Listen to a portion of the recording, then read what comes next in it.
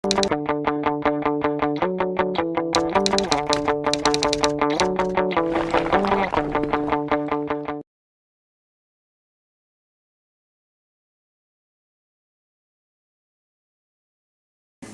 días. Voy a hablar de la continuación de la sesión de CABIL de nuestro proyecto de investigación de la mejora de la prescripción de benzodiazepina a mayores de 65 años. Y yo me voy a centrar en alternativas ya no farmacológicas en los trastornos mentales de ansiedad y el insomnio en el anciano. Así de introducción voy a hablar así un poco de los trastornos mentales en general en el anciano, que son mucho menos comunes. Primero decir que son menos comunes que en la población joven. ¿Por qué? Porque ellos tienen más estrategias de adaptación y aceptación antes que cambiar sus circunstancias de vida. Muchos de estos trastornos hay un problema con ellos que no se diagnostican, por tanto no se tratan y entonces ¿qué es lo que da esto? Pues un resultado malo en salud, También es importante decir que estos pacientes es muy poco probable que vayan al centro de salud mental y ellos acuden más a nuestro centro, a atención primaria. Por eso el médico de atención primaria es muy importante que, como ya pongo aquí, es muy importante que tengan habilidades para reconocer y tratar estos trastornos. Además, muy importante decir que estos trastornos, la prevalencia de cada trastorno es importante estudiarla, además de los factores de riesgo que predisponen a los pacientes, ya que muchas veces vamos a incidir sobre estos factores de riesgo para diseñar las intervenciones o definir los grupos de riesgo sobre los que intervendremos. Factores de riesgo, los principales, los ancianos, son el duelo, el aislamiento social, la soledad, el deterioro funcional relacionado con el envejecimiento. Esos son los más importantes. Y esto como introducción. Y ya me voy a adentrar en la ansiedad como primero y ya después hablaré del insomnio. La ansiedad, como ya sabéis todos, es mucho más frecuente en la edad joven y en los ancianos la prevalencia es muy pequeña, aunque se está viendo que en los últimos años está aumentando la prevalencia. En estos pacientes ancianos es muy difícil diferenciar los síntomas de la ansiedad porque a veces se confunden con los propios cambios físicos que originan el envejecimiento, como son el cambio en el patrón del sueño. Además, se añade que estos pacientes tienen dificultad para reconocer sus síntomas psicológicos. Entonces, esto hace, como ya he dicho antes también, que no se diagnostique y que por tanto no se trate. También importante que se atribuye muchas veces los síntomas de la ansiedad, yo creo que tanto el profesional como el propio paciente, a que sea causa la enfermedad física la que esté provocando esos síntomas en vez de una ansiedad. Y también es importante decir que estos trastornos exacerban las condiciones crónicas que tienen los pacientes ancianos, lo que hace que requieran mayor dependencia, dependen más de cuidadores y esto también, el resultado es malos resultados en salud, mayor coste social, etc. Ya adentrándome en el tratamiento no farmacológico de la ansiedad en ancianos, lo primero es decir que es muy importante explicar a los pacientes que existe la ansiedad y las opciones de las que disponemos. La clave es aumentar el acceso a las intervenciones psicológicas. Y bueno, la primera terapia será, no lo digo aquí, pero lo digo yo, se va a basar en la autoayuda. ¿Por qué? Porque estos pacientes lo primero que prefieren es tratamiento psicológico antes que farmacológico. La autoayuda sería una intervención psicológica de baja intensidad. ¿Por qué? Porque no requiere un terapeuta que los ayude. Y bueno, cuando ya la autoayuda, que ya explicaré luego en qué consiste, no sirve, la ANAIS recomienda intervenciones psicológicas ya de más alta intensidad, como la terapia cognitivo-conductual o bien el tratamiento farmacológico. Entre las terapias psicológicas de alta intensidad y el tratamiento farmacológico no se ha visto evidencia de que sea una más eficaz que otra. Y bueno, también decir que las terapias de alta intensidad requieren más recursos. ¿Por qué? Porque requieren ya la intervención de un terapeuta y eso pues implica más recursos. Aquí he puesto un resumen de las terapias psicológicas de baja intensidad según la ANAIS 2013. Como ya he dicho, la autoayuda podría ser no facilitada o ya más bien guiada. La no facilitada, a veces, bueno, normalmente los recursos que utilizan los pacientes van a ser libros o libros de ejercicios para manejo de la ansiedad, pero a veces se utilizan llamadas de menos de 5 minutos y es un mínimo contacto con el terapeuta, pero normalmente no se suele tener mucho contacto. Las guías de autoayuda ya conllevan más recursos, tipo folletos, libros, también libros de ejercicio, ya meternos en internet para buscar más relación con la autoayuda. Y también puede haber un soporte con otro terapeuta, pero también muy poco tiempo, 3 a 10 sesiones y de 3 a 6 horas en total de la terapia. Y luego ya están aquí los grupos llamados psicoeducacionales, que normalmente van a tener 20 a 24 personas, van a estar dirigidos por un terapeuta y además van a incluir también materiales con presentaciones, o sea, materiales y presentaciones en relación con la autoayuda.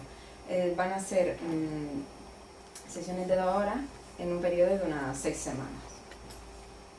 Estas son las de baja intensidad. Y luego ya la intervención psicológica de alta intensidad, señalar, hay muchas más, pero señalo la terapia cognitivo-conductual, que ya luego explico mejor en qué consiste en el tratamiento del insomnio, que también se utiliza, y la relajación aplicada, que esta ya sabéis, se enseña cómo relajarse, y luego también explico un poco más. Y en el tratamiento de la ansiedad también es importante hablar de la medicina alternativa. Muchas veces estos pacientes no tienen suficiente con todos estos métodos para tratar su ansiedad. Entonces requieren medicina complementaria alternativa en nuestro medio, en la salud mental occidental. Del 30 al 43% van a utilizar esta medicina alternativa. ¿Y en qué consiste esta medicina alternativa? Bueno, primero hablar. La evidencia es que tiene una evidencia más o menos moderada, se apoya, y también además de los mínimos efectos adversos, esto hace que apoyemos su utilización, ¿vale? Hablar un poquito del yoga. El yoga reduce los niveles de ansiedad, está demostrado, y aunque los ensayos van a tener limitaciones importantes. Aquí no voy a decir mucho. También el tai chi, el ejercicio físico. El tai chi también dice que reduce los síntomas de ansiedad, aunque también requiere ensayos más, o sea, está limitado por limitaciones metodológicas. Y el ejercicio físico también necesitaría, aunque está demostrada su eficacia, pero también necesita estudios más rigurosos. Y luego el mindfulness, y otra cosa que me llamó la atención, la espiritualidad y la religión. El mindfulness, ya sabéis, la atención plena en una cosa y no estar ahí con la mente llena de cosas, tiene una evidencia moderada, y el componente espiritual muchas veces da esa base sólida, esa confianza para el que el paciente pueda afrontar este manejo de la ansiedad. Pero hay una evidencia insuficiente para demostrar de la espiritualidad y la religión. Ya por último hablo del insomnio. Me baso en la guía de práctica clínica para el manejo de pacientes con insomnio en atención primaria y otra guía de buena práctica clínica de la Sociedad Española de Geriatría y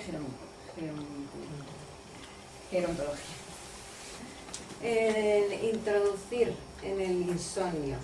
El insomnio es muy importante definir en qué consiste para poder diferenciarlo con otras alteraciones del sueño, que hay muchas alteraciones del sueño que no quieren decir, no es un diagnóstico de insomnio en sí, para actuar en consecuencia, ¿no? Para tener el tratamiento adecuado cuando lo diagnostique. Es el trastorno del sueño más frecuente y el que va a tener, por tanto, más trascendencia social, sanitaria, el resultado de salud, etc. En cuanto a la epidemiología del insomnio, se ha estudiado muy poco y en mayores de 65 años todavía son más escasos, pero se ha encontrado una evidencia de que el 12% de los estudios se considera insomnio en los pacientes mayores. La prevalencia del insomnio es del 12% en mayores de 65 años. Aquí he puesto un estudio del 2011 en Albacete donde la prevalencia que se vio fue un 8,9%, que presentaba un criterio de insomnio primario y sobre todo mujeres. Las circunstancias favorecedoras del insomnio en las personas mayores van a ser unas cuantas. He puesto malos hábitos para dormir, que no se adaptan a situaciones como la jubilación, la soledad, frecuentes hospitalizaciones. La comorbilidad que poseen estos pacientes también influye en el insomnio, y también en los fármacos que toman. Muchos fármacos son estimulantes y influyen mucho en favorecer el insomnio. Tiene bastante impacto sobre la salud el insomnio, unos resultados de salud bastante malos. La somnolencia que provoca aumenta el riesgo de caída, muy malo para nuestros mayores. Además del deterioro cognitivo, es también muy importante. Y algunos estudios no se ve claro, pero otros afirmaban que aumentaba la mortalidad. También, bueno, el déficit de atención y memoria en el deterioro cognitivo lo podríamos englobar, y los costes de atención de salud. En todo esto pues va a llevar a eso. Ya adentrándome en el tratamiento no farmacológico, muy importante decir que necesita un abordaje integral. El denominador común de todo el tratamiento del insomnio no farmacológico va a ser las medidas de higiene. También va a necesitar de apoyo un tratamiento psicológico porque es un trastorno psicofisiológico. Y también decir importante que las medidas no farmacológicas van a ser complementarias normalmente al farmacológico, no van a ser solas. La evidencia que tienen estas medidas de higiene del sueño junto con el farmacológico y otras medidas psicológicas tiene una evidencia de nivel A según la guía de práctica clínica del año Trago de 2009. Y en cambio las terapias psicológicas que no sean medidas de higiene, sino que son como la terapia cognitivo-conductual con el control de estímulo, relajación, restricción del tiempo, ya van a tener una evidencia de nivel B, pero se utilizan para aumentar la eficiencia, de alcanzar una mayor eficiencia en el sueño. Un poco así voy a explicar cada una de las medidas no farmacológicas. Como ya he dicho, la medida de higiene del sueño es fundamental. Aquí todas estas medidas estas no las sabemos todos, pero lo más importante, que es mucho más incidir en los mayores, es que realicen por lo menos 1 hora de ejercicio al día, la fototerapia, y que lo realicen este ejercicio sobre todo varias horas antes de dormir. Tener en cuenta los medicamentos que toman, como ya he dicho antes, y la limitación de la ingesta de líquidos por la tarde. Y luego el resto de medidas ya las dejo aquí, ya las sabéis. Y ya por último hablaré de la terapia cognitivo-conductual, que es una terapia estándar, activa, directa, y se va a utilizar conjuntamente con el tratamiento farmacológico, nunca solo, ¿vale? Va a ser una terapia integral. Decir que en una revisión sistemática del 2012 se comparó la terapia cognitivo-conductual con los que tomaban benzodiazepina y análogos de benzodiazepina, y se vio una recomendación de baja a moderada de que mantenía esta terapia el efecto más a largo plazo que dichos tratamientos. pero en cuanto a los aspectos psicológicos presenta una evidencia muy baja. O sea, sería más de enfoque al insomnio, ¿vale? Eso se vio, aunque se recomienda que sea conjuntamente con el tratamiento farmacológico. Las características de esta terapia van a ser 4 a 8 sesiones, va a ser focal, directa, los pacientes van a participar activamente, puede ser individual o grupal y, esto es importante decirlo, bajo riesgo de efectos adversos y también el mantenimiento a largo plazo de sus efectos del patrón del sueño. En cuanto a las técnicas que se van a utilizar en esta terapia, son el control de los estímulos, restricción del sueño, técnicas de relajación, tensión paradójica, reestructuración cognitiva. Explicando cada una, el control de los estímulos,